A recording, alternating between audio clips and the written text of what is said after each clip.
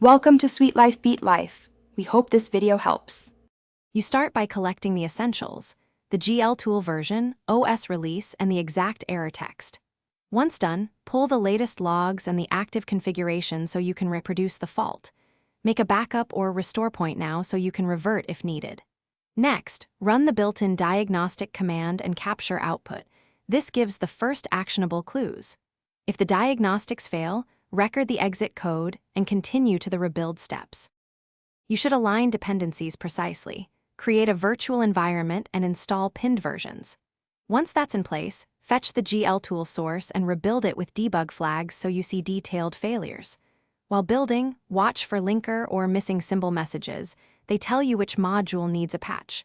Apply a minimal, testable code or config change, then run the unit and integration tests.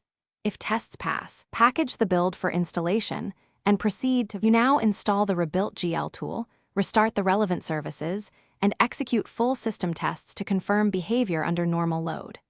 Make sure to compare new logs against the originals so you can see which errors disappeared and which remain.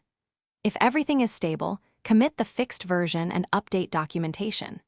If the error returns, revert to your backup immediately, then collect extended debug traces and crash dumps. That one troubleshooting tip saves time when deeper root.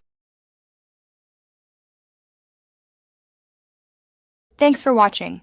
Consider subscribing if we helped you.